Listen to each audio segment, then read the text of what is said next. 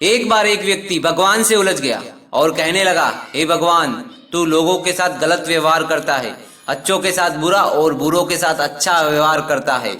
जब किसान को बारिश चाहिए होती है तो तू सूखा देता है, और जब सूखा चाहिए तो बारिश दे देता है। यह तेरा कैसा न्याय है? तुम कुछ दिन के लिए इस गद्दी से हट जाओ और भगवान की गद्दी मुझे संभालने दो। भगवान ने कहा, नहीं, रहने दे, यह तेरे बस की बात नहीं।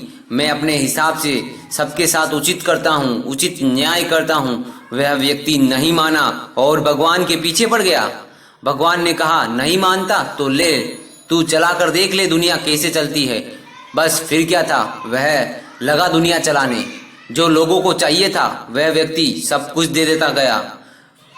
बारिश के समय उचित बारिश दी, गर्मी के समय उचित गर्मी और सर्दी के समय उचित सर्दी। किसी को कोई कष्ट नहीं दिया। किसानों ने खेत में बीज डाले, समय पर बारिश दी। जब फसल बड़ी हुई तो किसानों के चेहरे खिल उठे। फसल ऐसे लहरा रही थी मानो किसानों के चेहरे पर 4 चांद लग गए हो। किसान बहुत खुश थे। उस व्यक्ति ने कहा, हे भगवान, देख ऐसे चलती है दुनिया। जब तू बैठ जाता था तो आधे लोगों की फसलें बर्बाद कर देता। फसल बड़ी होते ही ओले पड़ जाते थे। उचित बारिश की जगह बहुत ज्यादा बारिश कर देता था, जिससे फसलें बर्बाद हो जाती थी। बिना वजह तूफान दे देता था, जिससे फसलें नष्ट हो जाती थी। यह देख ऐसे चलती है दुनिया। भगवान उस व्यक्ति की मूर्खता पर हंस रहे थे और वक्त का इंतजार कर रहे थे।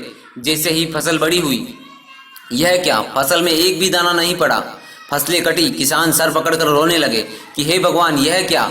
उस व्यक्ति से रहा न गया। उसने भगवान से पूछ डाला, हे भगवान, ये तूने क्या अत्याचार किया? सब कुछ तो सही चल रहा था, फिर फसलों में दाने क्यों नहीं डाले? मैं दुनिया सही चला रहा था, इसलिए तुमने मुझसे जलकर फसलों में दाने नहीं डाले। भगवान ने कहा, मूढ़ बुद्धि, ऐसा नहीं है। मैं तुझे पहले ही समझा रहा था, दुनिया ऐसे नहीं चलती। तूने बिना मौसम बारिश, ओले, तूफान नहीं दिया, इसलिए पेड़ों के तने व जड़ों में मजबूती नहीं पड़ी। बिना मौसम बारिश करता तो पेड़ों को मजबूती मिलती। मैं लोगों को दुख तकलीफ इसलिए देता हूँ कि वे मजबूत बन सके और आने वाली परिस्थितियों का मुकाबला कर सके। तूने उन्हें दुख दर्द दिया ही नहीं, वे मजबूत हुए ही नहीं, तो फसल में दाने कहाँ से पड़ते? जो मेरी दुख तकलीफ को झेल जाता है वह मजबूत होता है। वह हर परिस्थिति का सामना करने के लिए तैयार रहता है, और जो मेरी इन तकलीफों से घबरा कर पीछे हट जाता है वह नष्ट हो जाता है। दोष मुझे देता है कि मैंने विपरीत परिस्थिति देकर फसलें नष्ट कर दी। उस व्यक्ति को भगवान की बात समझ में आ गई और वह भगवान से माफी मांगने लगा।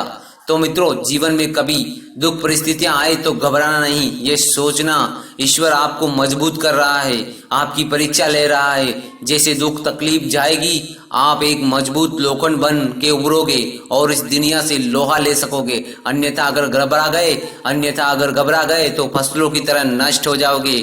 और अगर आपने आसान व सरल रास्ता चुन लिया तो फसलों की तरह आपके शरीर में मजबूती नहीं आएगी, आपके जीवन में मजबूती नहीं आएगी, आपके अंदर दाने नहीं पड़ेंगे। तो दोस्तों, कहानी कैसी लगी कमेंट में बताएं। धन्यवाद दोस्तों। जय श्री राम।